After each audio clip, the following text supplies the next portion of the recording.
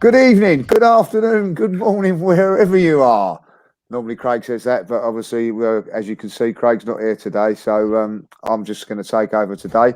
Episode 89, very, very prominent 89, and a very, very good year for the Arsenal, so we're hoping to have a good podcast today.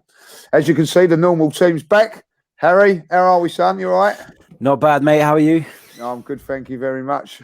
Welcome to Dan. Dan, how are you? Good, thank you, mate. Back recovered now, pretty much. Yeah, we'll talk about that. We'll talk about that in a moment when I in a second, if that's all right, because I can't leave out Graham over here, you know. So, Graham, how are you, sir? I'm a bit better than I was at 6 o'clock last night, Lee. And we were struggling to retrieve that game. But right, yeah, that's going to be my first question. It's great to be back with you all. Nice to see Dan back as well. Yeah, nice to see Dan back. Let's just talk. Just before we go into the game, let's talk about Dan. Dan, what's been going on in your world over the last week or so, or 2 weeks? I know you've been away, but before that, it's been a rough 3 weeks, mate. To be fair, I was driving the A120 3 weeks ago Monday, and a car's emergency stopped in front of me, and I've swerved round, but unfortunately hit the curb, and it spun me on the other side of the road.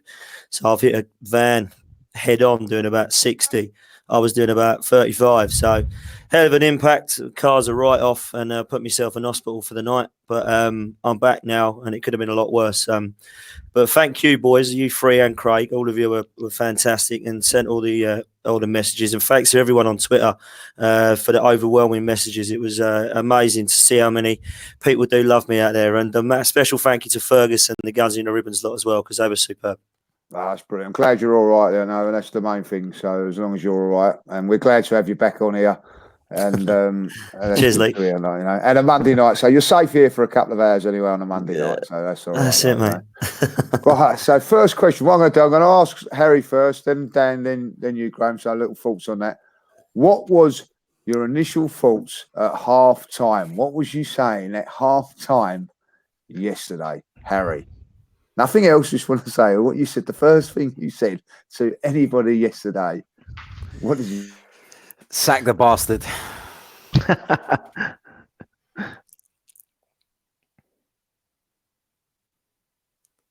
Who's that to?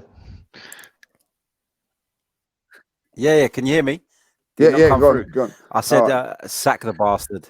Sack. That's what comes to mind. Dan, what was the first thing you said? I went out for a beer with Fergus at half time, and I just the first thing I actually said was enough's enough, because this was just a game for me that just had everything wrong with it in the first half, and it kind of got to the stage with me where, and you know, I've not been an Emery out. Questions were being asked for me at half time, huge questions in relation to certain players and the manager. So language, Harry. I love it. Carl, surely was there a swear word with you when you at half time? Was there? I've got to know. I can't swear with Nigel doing the chat, can I? Nigel. Yeah, I wasn't very happy. I honestly thought the game was gone. I'll be honest with you. Very rarely when you're down to 10 men and you're a goal down, do you come back? And I honestly thought yesterday at that time that we were witnessing Emery's obituary in front of us. Honestly did think that. I was just unhappy. I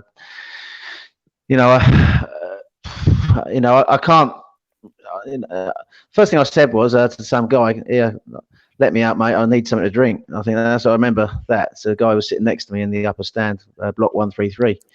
But no, I wasn't happy, mate. Honestly, I feared the worst at half time.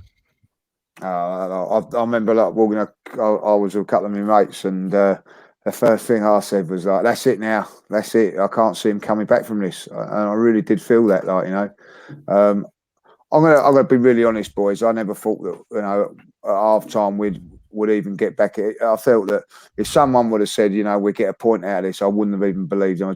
What I was seeing in that first half was absolutely appalling. I've got to say it, Villa were the better side. I have to say that at half time. Yeah. Looking at that first half, I thought that out-tactic us. They'd done everything right. And every time they went forward, they looked like they might get something. And it was horrendous. A horrendous first half.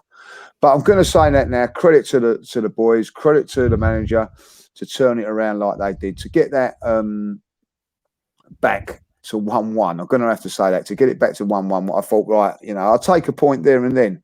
But then to give away a goal in the first, within a minute, sums up our defending to a T. Sokratis and David Luiz, hold your head in shame. Looking back on it, a silly booking from Xhaka. He can't make the tackle on Grealish as well. It was just all the things that are wrong about Arsenal was in that goal. But a lot of teams, I've got to say this, boys, would have gone down from that. But they picked themselves up again.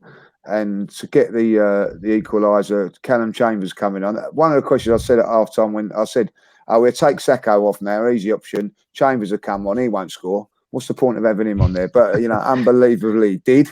And a good finish as well, by the way, boys. I think I'm going to say that now. I watched it yesterday at Match of Day. Good finish, then, obviously, a little bit of Aubameyang magic. And the atmosphere, and from that goal onwards, the atmosphere in the ground, it was absolutely brilliant. I thought the fans were fantastic. We'll come on to a few little segments of the fans later on. But Graham, thoughts on the game? What was it had everything, didn't it? I've got to say that, it had everything. It was a great game for the neutral, wasn't it?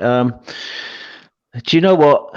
When I looked at the team sheet, it was pretty much the formation that I expected. 4-3-3. I probably thought Nelson would play instead of Saka, but it was pretty much the 11 that I picked.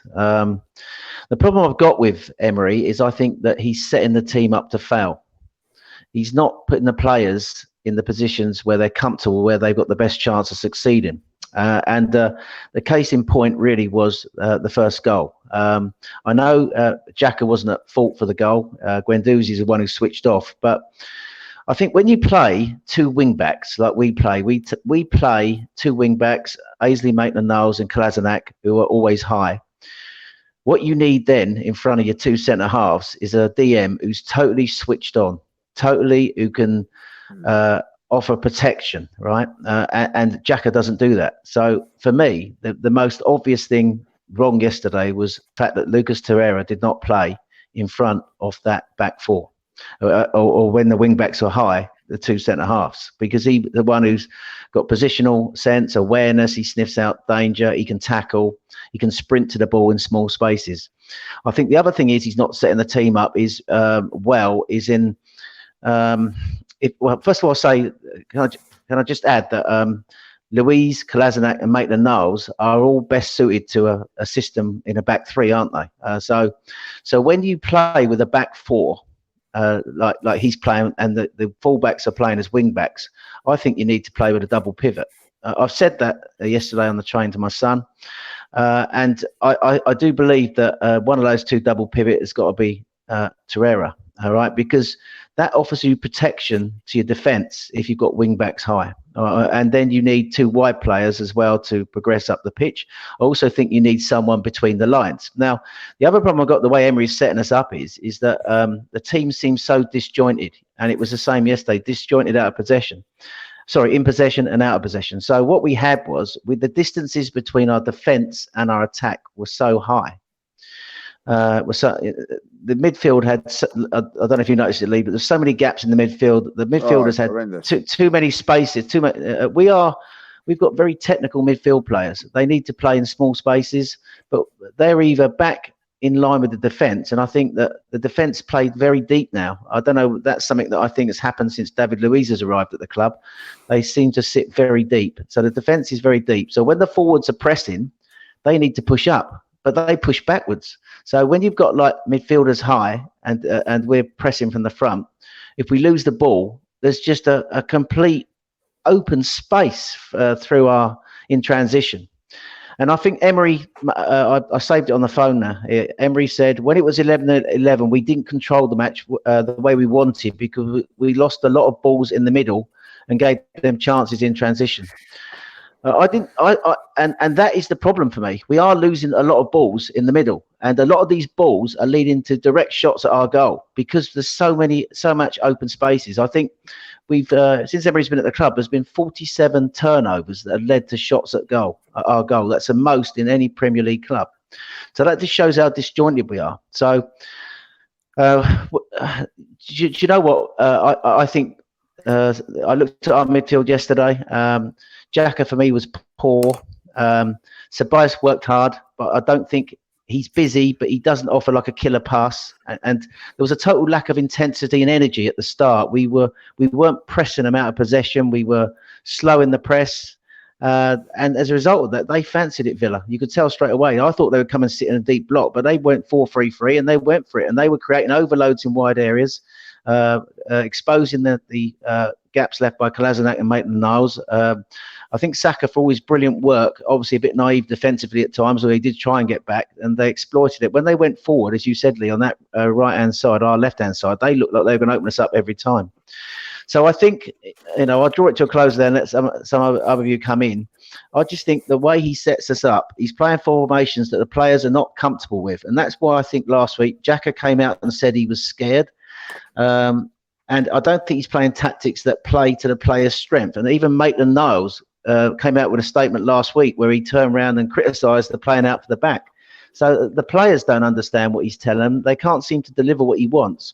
And I think in that first half, it's almost like we play with the handbrake on. I don't know what you guys think. We play with the handbrake on because he sets us up so tactically. Then all of a sudden, we're chasing the game. The shackles come off.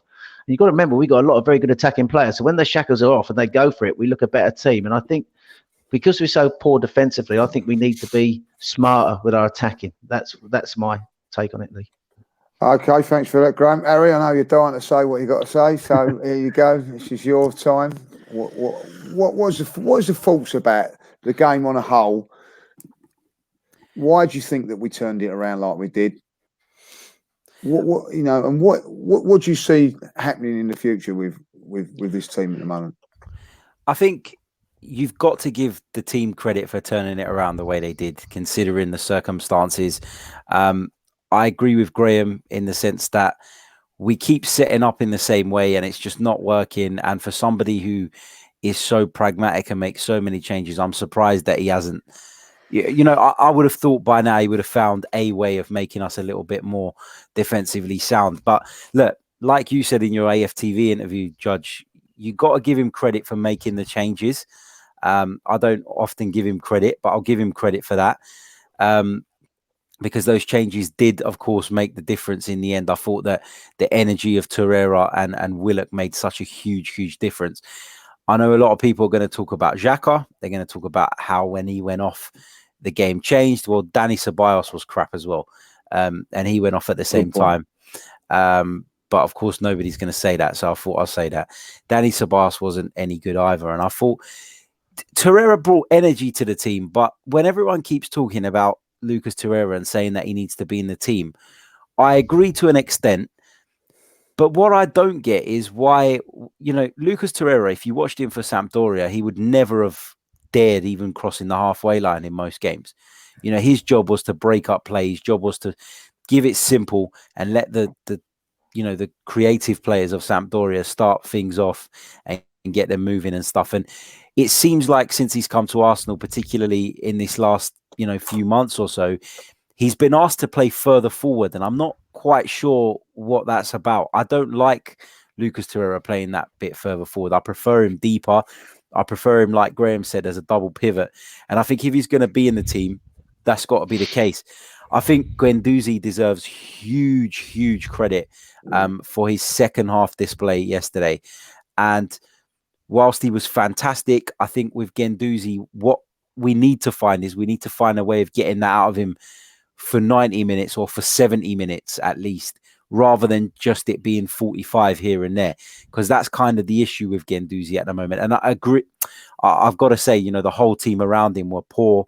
The fullbacks were constantly caught out of position. That doesn't help. It makes it impossible for the midfielders to do their job. I always say that. I think that the whole setup of the team makes the jobs of individuals really difficult. Look, individual brilliance got us out of a hole yesterday. Guendouzi's brilliance and Aubameyang's brilliance got us out of a hole. But for those people who last week against Watford were, going, oh, serious questions need to be asked. And this week they're going, oh, well, it was a fantastic comeback. It was a good comeback, but it was in a game that we should have won. It was in a game that we, should be dominating against a newly promoted side if you want to finish in the top 4. So for me, yes, I'm pleased with the way we reacted. Circumstances went against us and, we turned it around. But there's still questions that need to be asked. And Graham's point about the defence dropping deeper with Lewis in it is an excellent point. And that's something that I've picked up on too. I don't know if it's because they're afraid of a lack of pace, maybe, but what that does is it makes a bigger hole between your defence and midfield, and that causes us problems over and over again. Okay, brilliant. Now, Dan, what's your take on it? I don't know. Everyone said everything, haven't they? No, I'm joking. For me, it's been a massive wake-up call to see what our midfield can do without Granit Xhaka. A lot of people have said that we would miss him if he's not in the team, and we'd miss his spray of his passing, and we'd miss his great mentality that he brings to the side. I didn't see that yesterday. I saw a second half where I believe our midfield of Guendouzi, Torreira and Willock was outstanding. I thought it was a breath of fresh air to see that. My only question mark over Emery, and it is still a question mark, is what he's doing with this Torreira business. Because for me, and I think I said it to Harry a couple of days ago, it looks to me as if he's got a Sarri and Kante situation going on here. He doesn't seem to want to play Torreira in his position. He wants to swap Xhaka and Torreira around. Now, I don't mind so much playing Luiz and Sokratis at centre-back because they are centre-backs. Now, I would still drop them, and I still want him to drop them both because I don't think either of them would have had good games for 3 or 4 games now. So that's another question mark I've got is get people in the team who are knocking on the door, i.e. Chambers, Rob Holding's back now, Mavropanos now back fit apparently. Let's give these people a chance. My other point is, if you're going to play those players at centre-back, you need someone in front of them that's going to give you a little bit of confidence, and Granit Xhaka is not an anchor man. Granit Xhaka I've had enough of. I'm done with the guy, totally done with him. Don't see why he's going to be in the team next week, which he will be against Man United. Don't see what he's doing. Everybody says that he's a great leader and a great around the stadium. So is the Gunnosaurus Rex, but I wouldn't want him in my centre midfield. Put it that way. For me, the guy, I'm totally done with him. Can't be dealing with him in my team anymore, and I think I've made that clear week in, week out. With Luiz and Sokratis, I have no understanding of them two defending together. Now, a lot of people give David Luiz a lot of stick, and he had an awful game, I thought. But Sokratis, for me, seems to this season get worse and worse and worse each week. I don't quite understand. And someone said to me the other week that Sokratis gives the passion and gives the Arsenal so much passion in terms of their fans, 10 out of 10. But he's actually a 5 or 6 out of 10 quality player. And I actually think that's a good point. Because for me, I don't see that he's a good, intelligent footballer, it's particularly at the back. Now, we have got Granit Xhaka, Sokratis, Luiz, Kolasinac, and Ozil that I believe are 5 players that need to leave this football club. Now, we'll forget Ozil because I'm done with talking about him. Kolasinac I can understand because he's the only option we got a left back until Tierney comes back. But for me, if David Luiz, Sokratis and Xhaka are still in this team in 3 or 4 weeks' time, I am going to be questioning what the manager sees as the future of this football club. And that's about all I've got to say with it. The last thing I will point out, Matteo Guendouzi. He's showing, for me, captain material. Now, a lot of people are saying he's young and he lost his head and that he gets involved and he grabs older players and gets booked. I don't mind that because he gives a damn. And yesterday's second half performance for me was outstanding. By far the man of the match. Absolutely brilliant. So, yeah, I've got to give it to Matteo Guendouzi there. Bit of brilliance from Aubameyang, but for me, Guendouzi, man of the match. I think we just lost a little bit of connection there while I was talking about that. But Guendouzi, we'll talk about him in a little bit. This thing with Torreira, I've got to say, Cameron Russell just said in the chat there, why is Torreira not starting? For me, the reason Torreira is not starting because he's not playing the position that I want him to play in for a start. If he's going to be playing this position that he's going to be playing at the moment where he's going forward and all, I'd rather have Willock in the side. I'd rather have Willock, that can do that a little bit more. What if he's not going to play there? I've heard rumours that he doesn't want to play there. He wants to play further forward. But if that's the case, see you later. January, get rid of him. If you're not going to play the position that you've come to do, then you've got to, you know, I think it's. I'm sorry now, Arsenal got to get ruthless, and I'm telling you, if Emery doesn't start getting ruthless with these players, he's the one to go. You know, with these average players, I've got to say that. You know, so that's. I don't know what your thoughts on that. I think at the end of the day, I'm going to say this now about Xhaka. Yeah, he was poor yesterday, but he wasn't the only one that's poor. Harry made that point earlier on. You know, Sokratis was poor as well, but. You know, it's continually happening now with Granit Xhaka. I don't like it, and I certainly wasn't one of them booing him and cheering when he got taken off. That's scandalous as far as I'm concerned. And if I look back on that, you know, that spoiled what was a fantastic atmosphere in the ground. You know, but I think, boys, we've got to get to the fact that, you know, Dan was saying about Granit Xhaka there. Emery's already come out and defended him. He's actually said that, you know, I'm a betting man. I'm not a betting man, but if I was, fans bet, don't forget about them. I'll just mention them now as we're going on that. But our partners, fans bet. But if I was a betting man, I'll bet that Xhaka is playing and captain at Man United next week. And Emery is the way going. So, you know, it's okay criticising Xhaka. People will quickly get on to criticising Xhaka, but are reluctant to criticise Emery because Emery picks him. You know, and exactly. I do believe that the position up for grabs is between Xhaka and Torreira, and for whatever reason, the manager's picking Xhaka, and you know, so is. You know, I think if you're going to look to it, maybe swap those roles. Make sure, you know, like Torreira, you're going to play that role. You guarantee starting most weeks, and then, you know, you're going to have to battle it out with Guendouzi and whoever. But I think, and I honestly believe this, that Emery feels that he has to get Xhaka in the side somehow, and that is at the cost of whoever. Can I ask Lee? Can I ask Lee? Sorry, just before you say it, Harry. Can I just ask what you three would do against Man United in terms of what three midfielders you would have? Harry, you go first. It depends on. Well, it depends on a lot of things, and it's really hard to predict Unai Emery. But I agree with Lee. I think that Xhaka will be in the team. I think. But would you though? Would you pick those three? You'd have Xhaka still. I probably listen. I don't think Xhaka would look that bad if you got your fullbacks to actually sit back and do what they're supposed to do. The amount of times Ainsley Maitland-Niles gets caught up the field out of position and Sead Kolasinac, I'm not picking on Maitland-Niles. The pair of them is criminal. It is criminal, and you're literally. It happens to Guendouzi as well. It's just Guendouzi's got a bit more mobility about him and he can make up for it a lot of the time. But when I was talking about how we can't get the maximum out of Guendouzi for 90 minutes, it's because he's having to come out to the right, come out to the left all the time. And you're killing the guy. He can't do that for 90 minutes. It's impossible. I think I'd go Xhaka. I'd probably go Torreira and I'd probably go Guendouzi as well. I know there's not much creativity there. But I just think that that's what Unai Emery is going to do, and lots of people are going to disagree. Just before you go on to the next person, I just want to say that booing of Granit Xhaka or whatever they done when he came off was an absolute shambles. And for that minute, I was ashamed to be an Arsenal supporter because I was talking to David Hillier earlier, and he made the great point. Granit Xhaka doesn't pick the team; Unai Emery picks the team. Exactly. Unai Emery gives him the armband. So if you've got it in for Granit Xhaka, you cannot sit and defend Unai Emery. It's one or the other. People need to stop being hypocrites. You either dislike Granit Xhaka, then you acknowledge that Unai Emery is the one that keeps selecting him, or you put the Xhaka agenda to bed. Because I'm sick of hearing about Granit Xhaka every week.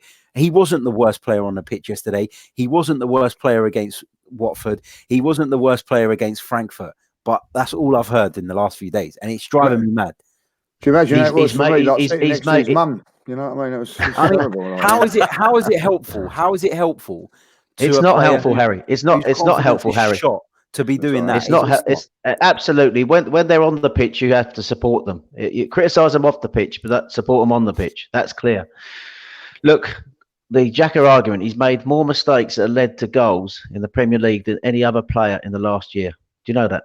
any other outfield player. Yeah, Now, so when your captain is your most error-prone player, that's a problem for me. Now, you asked what midfield we need to set up with against Man United last week. I'll answer it straight.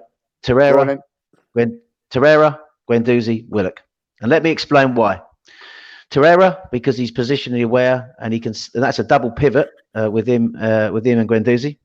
And then Willock for creativity. Now, when Willock came on Sunday, he was the one with the energy and the drive, and he was the one, as much as Guendouzi took the headlines, and rightly so. It was a tremendous performance. Guendouzi seems to be best when he's wound up and when the team are behind, doesn't he? I think that's what drives him on. But Willock was excellent as well, offering us that energy. So that's the three I would like. Willock offers the chance of a killer ball. I think Sokratis is a hard-working player, probably more suited to an away fixture, but I would like to see us go at Man United next week. So I want us to double pivot, player between the lines, Willock, and then two wide players either side of Aubameyang. Right. Should I go? Go on, Lee. I'm with Graham on Torreira and Guendouzi. I think them two there.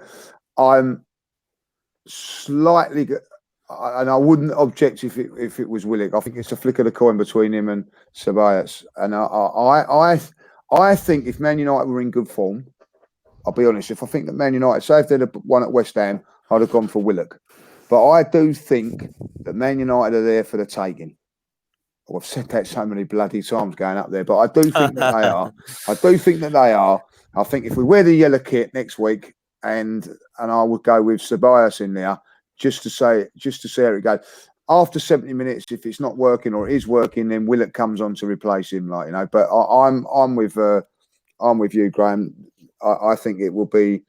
I wouldn't be objective with that three that you've said there, like. But the problem is that Xhaka will start, but we're talking on what we'd like, and what that was the midfield, and that's got nothing to do with Xhaka's performances. And I think that we need to be a little bit more mobile in midfield. I know what Harry just said there. Also, just going back to that point that the full-backs are so high up or out of position. That is the way, Harry, that Emery wants to play it. You know what I mean? That's what he does. So if you're going to play with the full-backs bombing on like you do, that is what basically Liverpool do. But you have a look at Liverpool. They've got two players in there, in Henderson and Fabinho, that do that role. So we've only got one. So and that one is not as mobile as them two. You know what I mean? So that's what you're going to have to look to do. So and I agree with you that you might have to, if he is going to play Xhaka in this game, then he has to say to the two full-backs, you stay in your position, stay as a back four, solid back four, and we hit them on the break. This fullback situation is a problem as well. This fullback situation is a massive problem. Cannot wait for Bellerin and Tierney to come back, because for me, what does Kolasinac do? Please explain to me what this guy is. What is he? People say he's good going forward. I don't see that. He doesn't cross the ball. He can't beat the first man. How many times? That's why I sit right on that corner watching him all the time, going up and down the wing. Oh, he won't. Don't worry, boys. He won't cross it, and it just gets cleared away every single time. People say he's a threat going forward. I don't see that. He can't defend. It's laughable watching him trying to defend. It really is poor. So we need Tierney back. We need Bellerin back, big time. When it comes to the three in midfield, I'm with Lee. I would go Sokratis in the 10 and then Torreira and Guendouzi against Man United. But we all know, unfortunately, that Granit Xhaka is going to play. So, also, though, as well, like with the comparison to Liverpool, the difference is, though, that their front three will press from the front.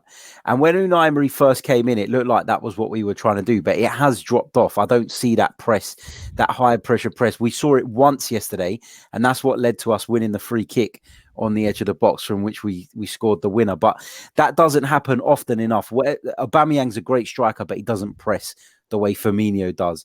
You know, Pepe doesn't press the way Salah does or the way Mane does.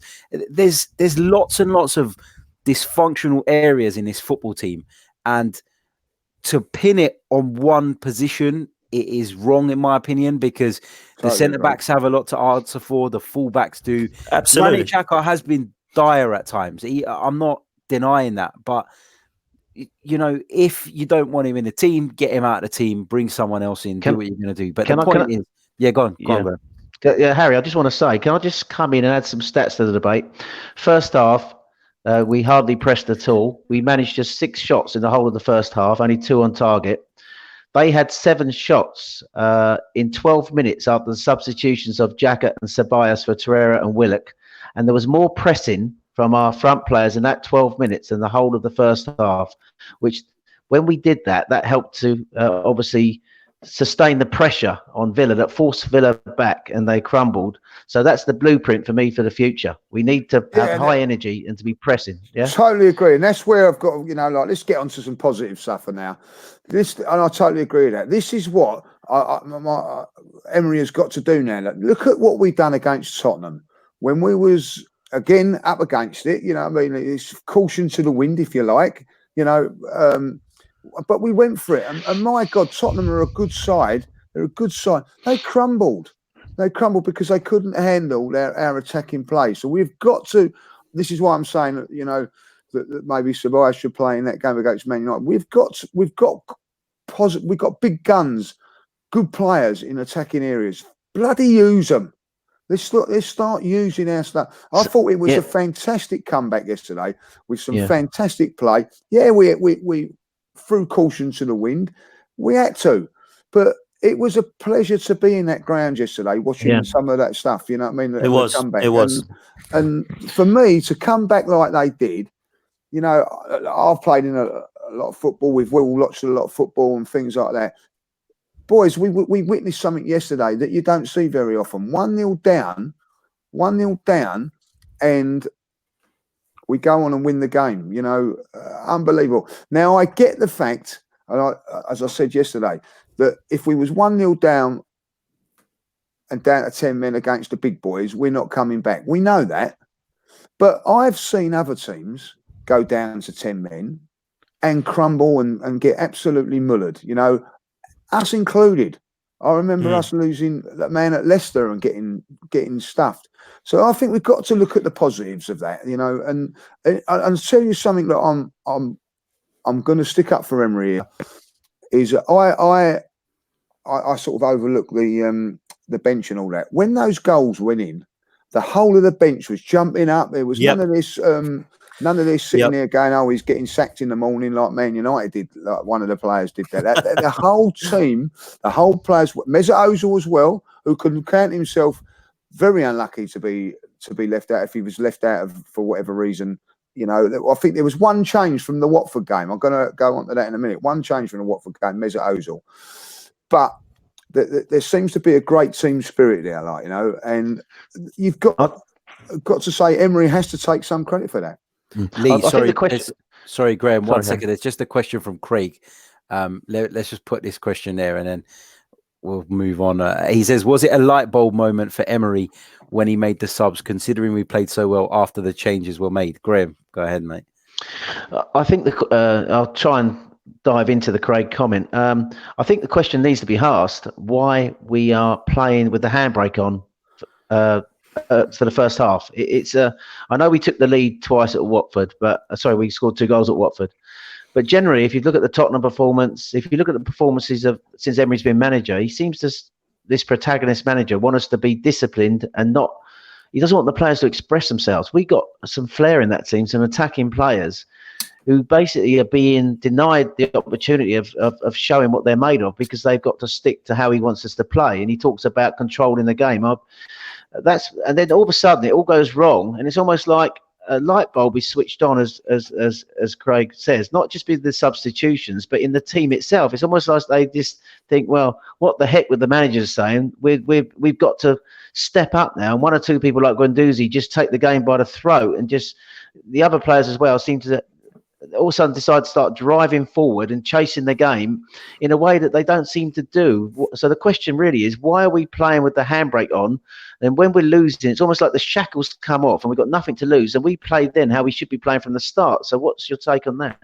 Well, this is why people are asking questions of Emery now, because they're seeing that, for example, and then on Man United on Monday, we're going to see Xhaka again, and we're going to see the same old team. So I don't think the to answer that question from Craig, I don't think that he will change things. I think he will be the same team.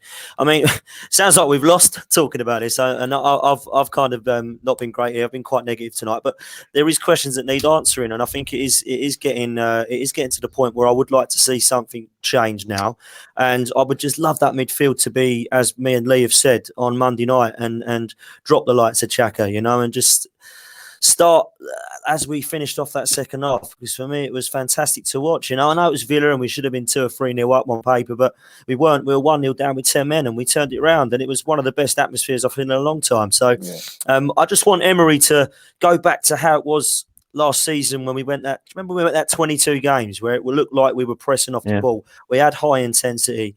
The players seem to just be working in that system, in my opinion, with Torreira in that holding role. And it seems that when we beat Tottenham last season 4-2, he scored a goal, and all of a sudden Emery seems to think he's Eden Hazard and tries to play him forward. And since then, Torreira's been all over the place for me. So I just want to see him go back to that and start playing those players in midfield where they should be playing, in my opinion. Yeah, he seems to want Torreira playing higher up because he wants him to win the ball higher up. That's the thing. But I think it's wrong. Torreira sat at the base when Harry's an Italian expert.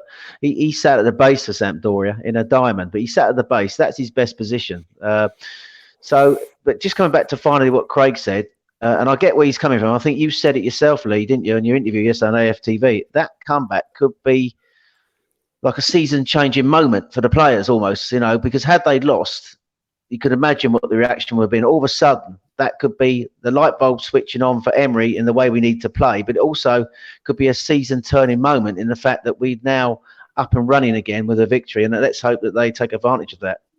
Yeah, so the light bulb moment, well, I don't think it is, if I'll be honest, because I think because he's not had the light bulb was switched on against Spurs.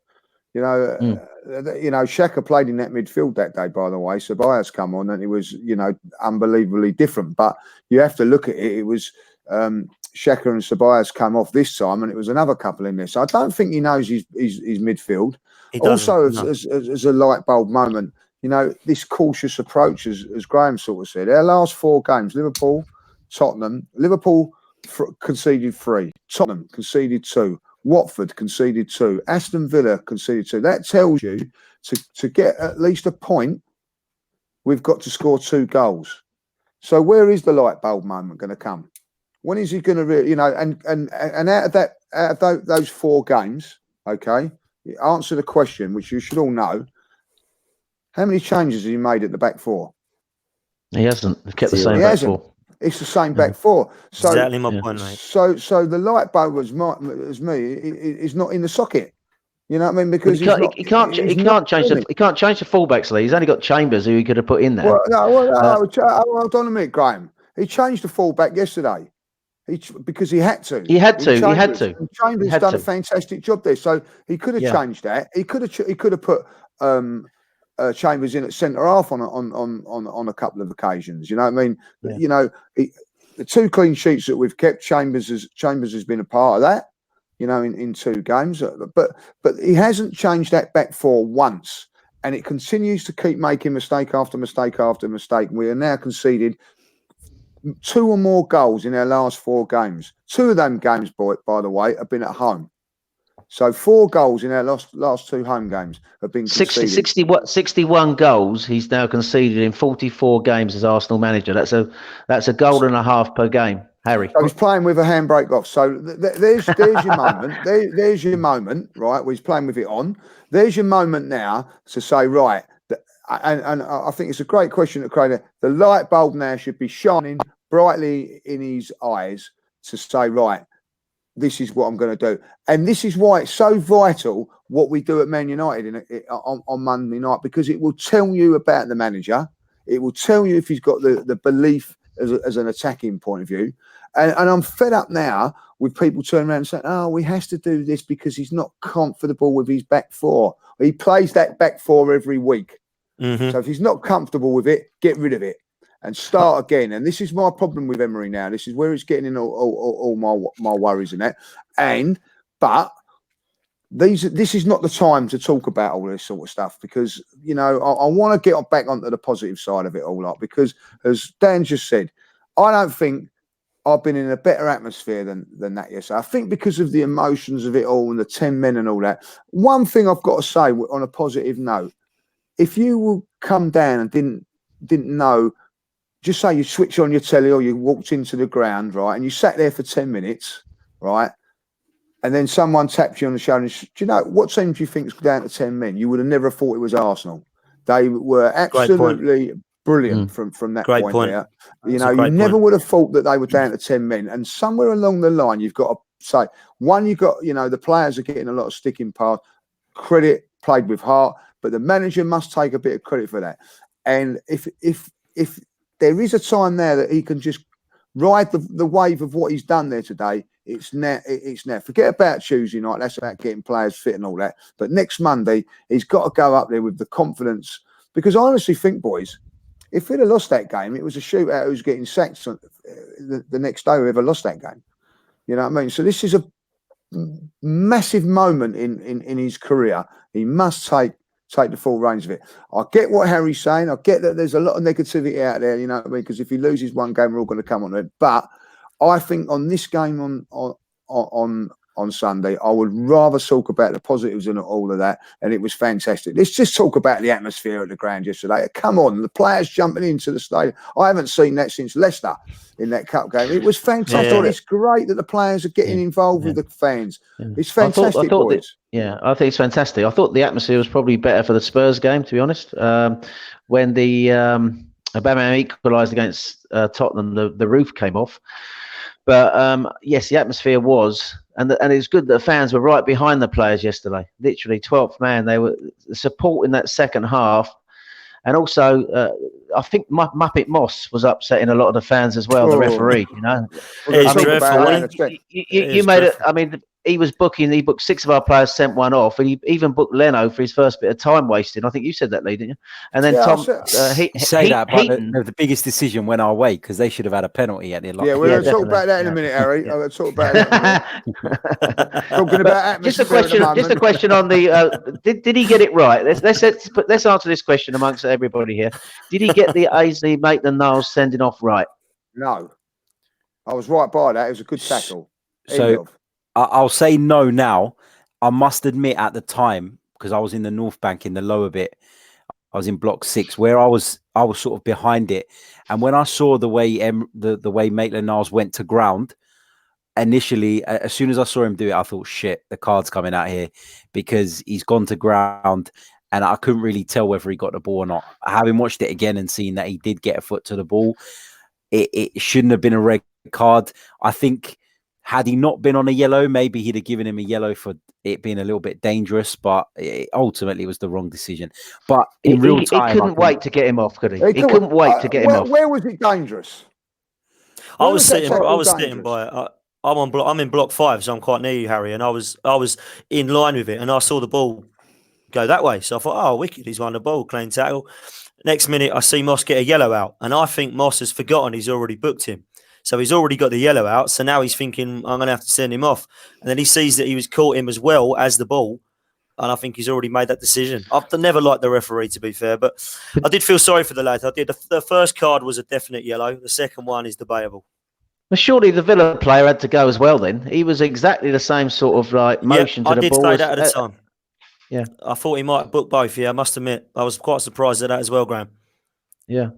I just don't know why you go to ground. Say that again, Harry. I just don't know why when you're on a yellow card you go to ground there. He doesn't really need to. If you think you can win the ball, like if you think you can win the ball, you do. You know what I mean? And he won the ball. It was risky, though. I get what Harry means. It was a bit risky, I get that, but that's what you do. You know what I mean? And look, this first one's a silly one, but then I've seen it 5 times, and I said it at the time. If anything, Taylor fouled in with a dirty little stamp as well, by the way, you know what I mean? Which has been highlighted onto. Now, this is what it's said, but VAR can't get involved with that. It's ridiculous. Get rid of that. I hate this VAR. Like, just get rid of it. Awful. But the fact of the matter is, he went and spoke to the referee. He went as the fourth official. I don't know if you noticed that. The referee went and spoke over the foot. I think that somebody cannot get out of it or not. That no one else, that Freddie Ljungberg went absolutely mad on the touchline because he knew what it was. It was a good tackle. Listen, it was a tackle that 10 years ago Vieira and Roy Keane made, like, were thought of as the best midfield players in the country, maybe in Europe, because of doing tackles like that. But the game has changed a little bit. But listen, that Taylor was sneaky. He was sneaky. Yeah, he was. Yeah, you know, and I say cheats never prosper. Ha ha ha. End of. Can I just come back to Harry's point about the tackling though? Are you saying then, mate? Footballers, once they're on a yellow, can't tackle anymore, because in the heat of a game, you're not thinking, you're reacting to what's going. You play what's happening around you. You play what's happening around you. You don't think, God, I'm on a yellow card, I can't do this, I can't do that. He's just reacting what's going on in front of him, and he thought he could win the ball with a tackle. And I don't think he's thinking. You can't think like that, mate. When you're in the heat of the moment, the passion in the game, you don't. You just sort of like play what you see in front of you, don't you? That's what separates the very best, because they do think when they're playing the game, and they can make those decisions in the right moments. I think that Ainsley Maitland-Niles as a fullback in recent weeks has been shocking, absolutely shocking. And I don't want to slate the kid, because I know it's not his position. And again, he doesn't want to play there, does he? Yeah, he doesn't want to play there. And I'll come back to the point of, why is he persisting with him? Why did we go and not bring in a right back, but we brought in a left back when we already had two? That's another discussion for another day. But I mean, I want to see him just be a bit more aware, because there were other moments as well where he could have got caught out. And I think as a team, we're a bit naive like that. When Maitland-Niles went off the last few minutes of the half, you saw Granit Xhaka tuck into right back. And I'm thinking to myself, that's the most left-footed player in our team. He's gone on the right, he's on a booking, and you're asking for the winger to isolate him, draw a foul, and you're bound back down to 9. I was looking at that and I was screaming. I was like, why is he the one that's gone out there? And it's just little moments like that. We got away with it yesterday, but just little moments like that, just being a bit more streetwise as a team. And you know, I think that Maitland-Niles needs to learn from that, because it's not the first time he's been sent off. The thing, going back to like the booking, when you're playing, I don't think Maitland-Niles done anything wrong. But you know, like in the second half, when that Grealish is going through, that's when you think that you're on a booking. When Xhaka's got the chance to bring him down, that's when it clicks. I can't do that because I can't be cynical. I think when you're playing a game, you play the game out. You know, like you think you can win the ball and all that. Like, but what's in the back of your mind? Certainly when I played, was that if I was on a booking, and I did get a few, I can't be cynical. So like that's when. So in that game there, that's why Xhaka doesn't. If Xhaka isn't on a booking, he takes Grealish out there. I guarantee you. But because he was on a booking, he knew that he couldn't. And I think that's the difference between like when you think you can win the ball or not. I think if there was a chance for Xhaka to win the ball, even though he's on the booking, he'd go for it, because that's what players do. I didn't really see anything wrong with the Maitland-Niles one. But can I just add one final thing, Lee, on Maitland-Niles? He's been sent off twice this year, hasn't he? I think he's the only player in 2019 in the Prem to be sent off twice. Look at the two sending offs, right? The one at Leicester, Maddison gets him sent off by diving. It wasn't a yellow. He shouldn't have been sent off. The one on Sunday, Taylor, who I think was just as culpable as he was, and I didn't think that was I think he played the ball first, and I think he was unlucky to get a yellow. I think he's been unlucky to be sent off in both. Oh, I totally agree. I think having watched it back, like I said at the very beginning, having watched it back, it's the wrong decision. But watching it in real time, as I was from the angle I was, I can see why Moss pulled out the card. So I'm not going to sit here and go on about it for days about the injustice of it, because as I'm sure we're going to come on to, Lee's going to tell us when, we're going to come on to another massive injustice in the game that went our way. So, you know, let's be fair about it. Yeah, let's get to that. I'm going to have to say that, you know, and this is what I'm saying about players and the manager and our thin line it is between success and failure. You know, we get ourselves back to 3-2. Emery's a hero, yeah, and then he has that Muppet doing that, and I'm going to call him a Muppet because he was lucky to get away with it. The ball, for one, is going wide. It ain't even on target, so that just shows you he doesn't know where his bleeding posts are, and he's, you know, I just think that he's just an awful defender. I've got to say that. Like, we got away with it. Now, I'm going to be honest. My Spurs mate texted me last night and said, "Oh, what about that deliberate handball? You VR and all that." And I went, "What are you on about? I didn't even register there was an handball, you know." But as people have said, the Arsenal fans are all saying, "Oh, well, Grealish handballed it in their box on one night," you know what I mean? But I don't think it was as cynical and as deliberate as our Mr. Sokratis. But this is what I'm saying about Sokratis: the accident waiting to happen, and if the referee, would it have been if it had been away from home? Would he have given it? I don't know. It's very strange that this ref didn't give us anything, as you say, all day long, and then there was that penalty. You know, and we've all said, "Oh, he couldn't wait to send him off," like, you know, couldn't wait to do this, but he didn't. He chose not to give it. You know, so I thought we was very, very fortunate there. But you know, for me, Sokratis has got to be dropped from this team, and I'm glad that it wasn't.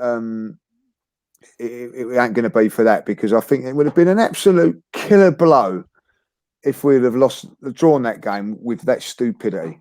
Why didn't VAR pick that up? Great They had question. a look at it, didn't they? Yeah, So they don't looked get at it and didn't give I it. don't get. They turned around and get said on VAR. VAR that if they'd have give the handball, they wouldn't have overturned it. So whatever way. So what's the point of VAR? They weren't going to I don't get overturn it. it, Whatever way. mate. I reckon they're all going down the pub or something and just taking their money or something, like, you know what I mean? VAR people Did you lot see what happened in Greece? That's probably why Sokratis thought he could get away with it. So in Greece, a few weeks ago, it was the first time they used VAR, and that they had a camera in the room where the guys were operating the VAR, and they actually caught them on camera during a game ordering a takeaway, and the delivery guy comes in the VAR room and drops them a bag of food on the table, like during the match. It's an absolute shambles, and Sokratis is a liability. From the day we signed him, he's an absolute.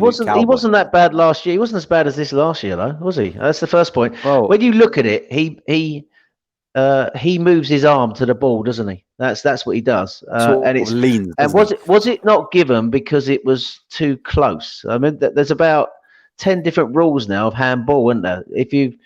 I know for a fact, if you were to drive a ball at your arm close, I think VAR can look at it and say, or the referee can not give the handball. I heard that. Is that? Do you comply with that, Harry? They take it. They're supposed to take the distance into account. That's what the directive is. But he has got Sideshow Bob next to him as well, who on average gives away a goal a game. That's the point for me, is them two together just looks absolutely suicidal. That's a good point. Just brought in a chat, boys. It looked like, you know, is it very clever from him? It looked like he pulled his arm away. Maybe that's why they didn't give it, you know. He moved his arm to the ball, I thought. Yeah, and then moved it away.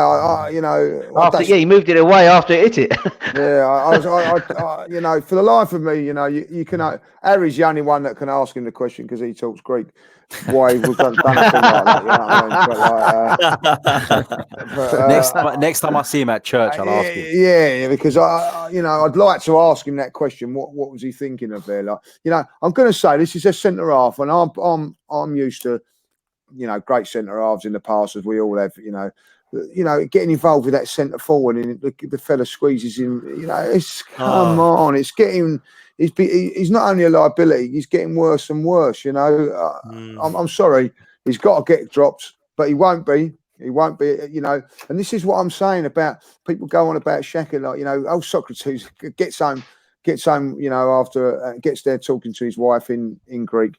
He said, "Oh, I'm glad Xhaka's playing today because I would have got pelters if it wasn't for him." You know what I mean? Like, and I do believe that. You know what I mean? But definite penalty, boys. We all going to agree with that. You know, even though we're all Arsenal fans. Yeah, it was definitely. Yeah, pen. Brilliant. Like, you know, we've got for 53 minutes. Harry, got any questions for the boys we can put up? Yeah. Let's have a quick look what we've got here. Let me just quickly scroll back through the chat. Guys, leave your questions now as well. For the next couple of minutes while we get through. Be a good idea, Someone's saying we moan, but we're not moaning. I'm trying to be positive. While Harry's looking at that in the chat box for questions, top 4 this year. I mean, Leicester have gate crashed it already, aren't they? And everybody's talking up Brendan Rodgers. Been very impressed with him, Graham. Very impressed. Yeah. I'll tell you what, they were in a bit of a shambolic state when he took over, and he's turned them around. There's massive improvement in every department. And on top of that, they've lost their £80 million defender. They've sold their best defender. And that young lad looks good, doesn't he? Yeah, and they've still not looked no worse. Credit where credit's due. Proper fullbacks that defend really well. I know Chilwell was someone that we was looking at. Do you know who's the centre half playing from who we were interested in about 18 months ago? Yeah, he's a Turkish fella, wasn't he? Soyuncu, He's looking good, isn't he? He's looking good. Does look good, yeah. I think with Leicester, I had them as tippers to push for top 6, but at the moment, I think they'll be disappointed if they don't get top 6. Look at the way they're playing. I mean, they've got some great players. James Maddison. I'm looking at players like Ben Chilwell, all players that would have got into our side. Leicester are a good side. I'll give them that. And Brendan Rodgers, I'll give him his due. He's done fantastic there. Young and hungry side he's got there. I tell you, wants to watch Leicester. I think as well for Leicester, that was a massive win because they just got beaten at Manchester United, and had they lost to Spurs as well, people would have started to say, actually, you know what, they're not cut out for this top 6 business. So that was important in sort of, keeping their confidence in it as well. Let's go to some of the questions then. Let's go to there's so many. So many, and a lot of them are like asking if I'm a Xhaka fanboy. So we'll skip those ones. This is a decent one. The Gaming Pod says, if there is one player you could sign from any team outside of the top 6, I guess that's supposed to say any team, who would it be and why? Any player from outside of the top 6. What outside of the top? I would go with Decore from Watford. Good shout. That's a good shout. That's a good shout, actually. Yeah. I'd go Decore for Wolves, from Watford, or I would go Connor Cody from Wolves. Connor Cody. Interesting. Yeah, that's a good select. Yeah. I don't know who I'd go for. I think I agree with Decore just because I think that's a position that we're really screaming out for top quality. I think the thing is going back to the way we're playing in structured midfield at the moment with the wide spaces, our midfield is full of sort of like more technical players. We haven't got physical athletes like Decore, have we? So you need small spaces. You need the team close together to play through the small spaces. If we had someone like Decore, an athlete who can run, who's very physical, then I could understand it a bit more. But that's the team we've got really is full of sort of more technical players. We need to play in smaller, tight spaces, short passing, and build the play that way. Because we're not a physical team. We lack a physical presence in midfield. And I think you're right. The Corey would give us that. But we haven't got it, have we? The player I'd like to see in our team would be, he's in the top 6 at the moment, but he's in the top 4 at the moment. I'd love to see Maddison in the hole. Danny says, Danny said Harry Kane, which is great because they're not in the top. I'll tell you one thing. I love it. I love it. While we're talking about Harry Kane, his goal on Saturday was unbelievable. It just shows you that when he dives outside the box, he carries on playing. Yeah. You know what I mean? very, very true. Very true. You know what I mean? Here's another one. This one is from Craig. How long did it take Graham to shave his beard? He looks like an 18-year-old. Graham looking younger every day, mate. About 18 years. No, I shaved it off the weekend. I'm not very good at it. Look better for it. I'm not very good at. I prefer a beard, but I wish I had Dan's beard actually. But I'm just not very good at grooming him. That's the problem. I need some tips off Dan, I think. Danny says, has Harry got a Xhaka tattoo? Yep, on my left bum cheek. There was a really good one about Pepe somewhere. Just while you look for that one, Harry, I noticed no one mentioned Wilfried Zaha. I'll still take him as well, by the way. Yeah, good point. I think the thing is, I think the comment about Connor Cody, I think we've got wide players now, haven't we? So we got Pepe, and I think we need to talk about what you thought about the penalty, him taking that penalty at the weekend. Connor Cody's centre half, Graham. Yeah, I know, but what I'm saying is that if we're gonna bring someone in from outside the top 6, we've got to look, where are we weak? we are weak in the middle of our defence at centre half. So we should be looking at centre half, surely, shouldn't we? Yeah, that's why I said Connor Cody. Yeah. There was a question about Pepe. You also said Zaha, didn't you? You said Yeah, Zaha. just say Zaha. I'll have them all three. Why not? Like, you know what I mean? One player we haven't mentioned who I think deserves a credit from yesterday is Aubameyang. 16 goals in 16 games now. Jesus, this guy is top draw. Quality. Yeah, and people say that he don't work as hard as Lacazette, and I tend to agree with him. But he's a finisher, Lee, isn't he? He's just an absolute goal machine. What? I didn't think he had a great game yesterday. I thought in the first half he scores though, doesn't he? Yeah. But when it mattered, you know. He come up with the goods, and you know that's what strikers do. You know what I mean? Like, you know, you love them or you hate them. Some, you know, they get all the glory, they get the money and everything like that. But when they make a difference between being, you know, if take Aubameyang out of that side, we're a mid-table team. You know what I mean? Mate, that's how it is at the moment. But that's what strikers do. They make you a better team than what probably you really are. So. I'm a big fan of his. The way massive. Lee, here's his record since 2011, since he joined St Etienne. St Etienne, 97 games, 41 goals, 26 assists. Then he went to Dortmund, 213 games, 141 goals, 36 assists. And since he's been at Arsenal, 72 games, 48 goals, 12 assists. That's total games 381, goal contributions 304. That's truly world class, isn't it? Hey, mate, he's top draw, mate, and single-handedly keeping Emery in. Yeah. So you ain't got a set of Aubameyang then, have you? No, I love Aubameyang.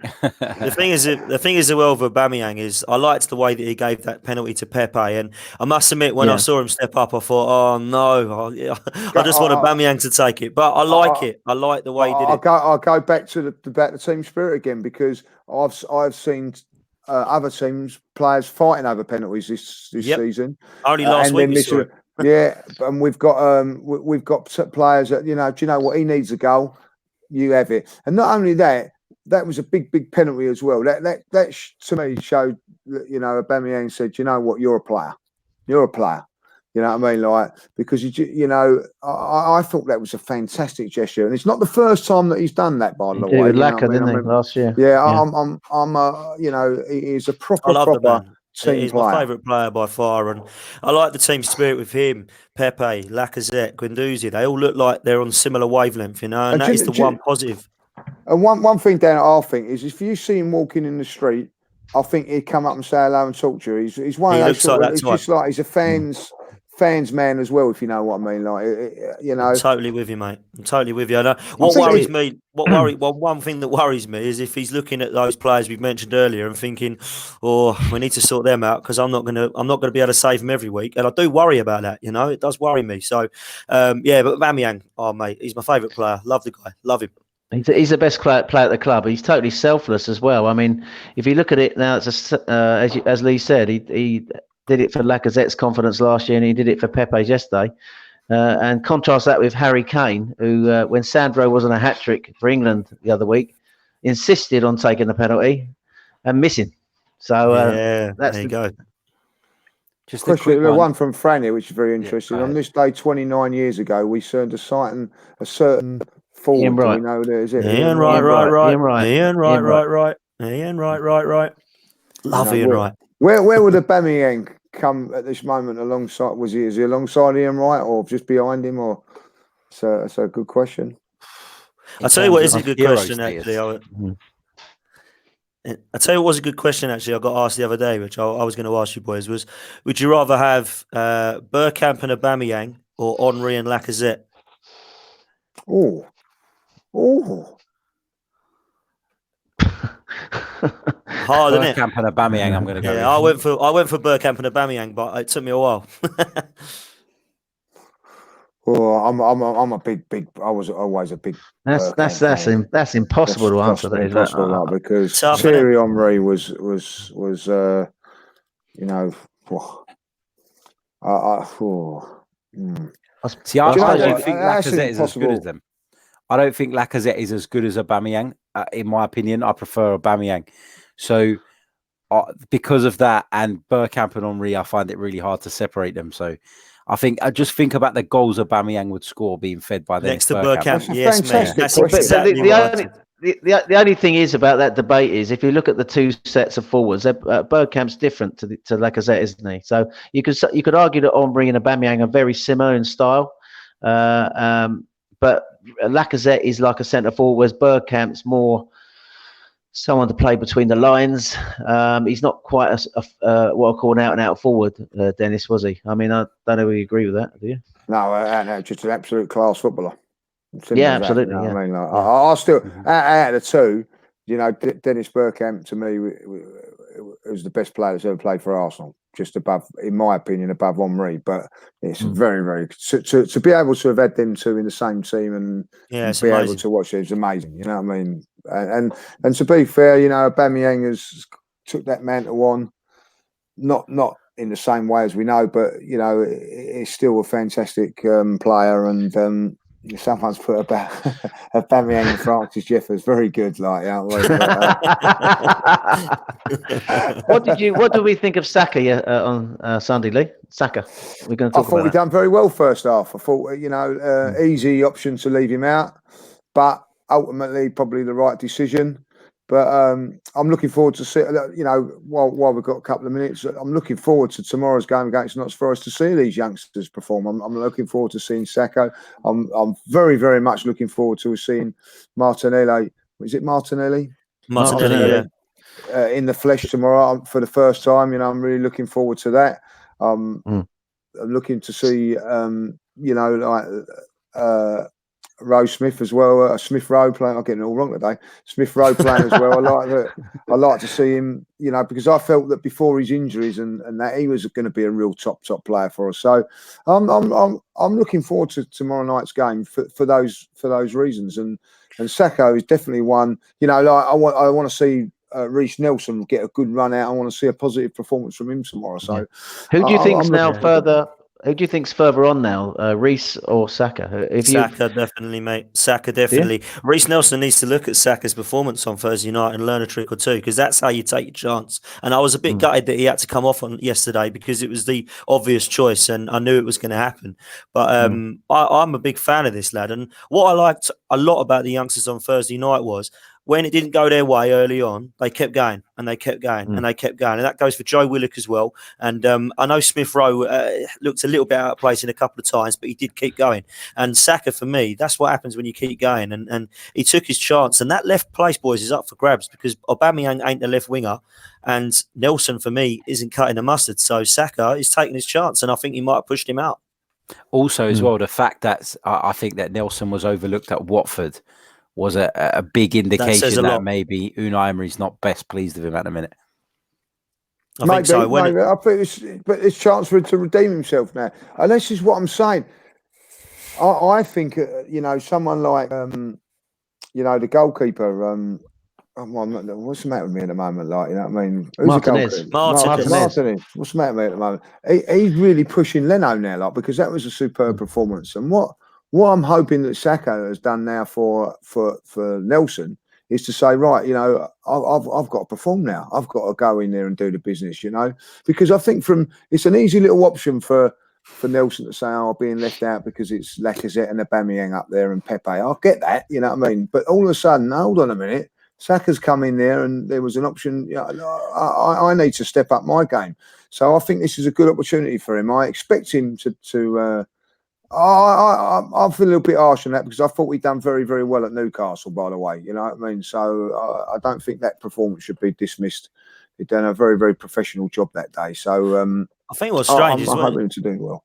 When you look in pre-season, Martinelli for me was fantastic. Nelson was the one that disappointed. Nelson was the one that got the start. And then you looked at Saka now coming in, and he's the one who's trumped both of them. So it's really good to have. It's a good decision to have, I think with Martinelli, I honestly think that, don't forget, he's only just got to the club, and I think there's a settling-in period for him. This is the perfect game, by the way, for him to come in to a home game, Nottingham Forest. Yeah, and I agree. I think hopefully he'll be the main focus of it all. And I think he'll play up front, I'm looking forward to. Yeah, I think he'll play right up top tomorrow. He's got pace. I like the look of him. I'm going to say that, like, you know, and I am honestly excited about seeing him tomorrow. Really excited. Do you think Ozil's going to start tomorrow night? Be captain tomorrow. Yeah, I think he probably Captain will. Ozil. Ozil will probably start. Yeah. Yeah. Captain Ozil. I can't see him not. He's had a nice. Listen, He's if had he a nice doesn't rest. start, if he doesn't start tomorrow, Graham, you know what I mean? Then he might as well just go and retire for a couple of seasons because he's not going to get. He's got to play tomorrow. You know what I mean? I think, you know, to say that you've rested him, which he did actually say, he said he was going to rest him on Thursday, you know, and then rested him so that he could be on the bench for today, Sunday. It was incredible. It's incredible. I'll tell you, the best thing I saw on Twitter last week, actually, boys, while we're talking about Martinez, was they're going to build a statue to him outside the Emirates. So he kept a clean sheet with Louise and Sokratis and Mustafi in the same defence. Wow, yeah, I think that was a brilliant one. He was a busy boy, wasn't he? He was a busy boy, wasn't he? So, well, this has been great. Like, just before we go, Harry, prediction for tomorrow, and because we're not on next Monday because obviously it's Monday night football. So predictions for the Forest game, and then we'll have the prediction for the Man United game. For the Forest game, I'm going to go for a 3-1 win. I think there's always a bit of a danger when you play sort of championship sides because they're not too bad in standard, and obviously the home team, that being us, is going to make lots of changes, so that can disrupt you a little bit. So I don't think we'll run away with it. I think 2-3-1. I'll go for 3-1. And the game at Old Trafford, I think we're going to pick up a point. I think that Ole Gunnar Solskjaer looked visibly pissed off yesterday for the first time in my life I've ever seen that guy look pissed off. So I think he's going to give him a kick up the arse, and I don't think they'll lose at Old Trafford. And I think that Emery will not want to lose that game more than he'll want to win it. And I think that will sort of play out a draw. Dan? I'm glad you're all sitting down. I'm going to agree with Harry. I think we're going to win. I think we're going to win 2-1 tomorrow night, and I think it's going to be a 2-2 draw at Old Trafford. Unfortunately, Graham, don't disappoint. I think we'll beat Forest 2-1.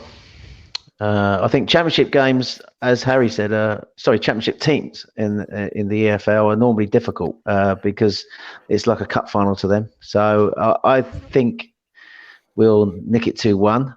Man United, they've only got one fit striker, Solskjaer. So we'll never ever have a better chance of beating Man U, will we? Fair, so let's be positive and go for a front. Let's go for a 4-0.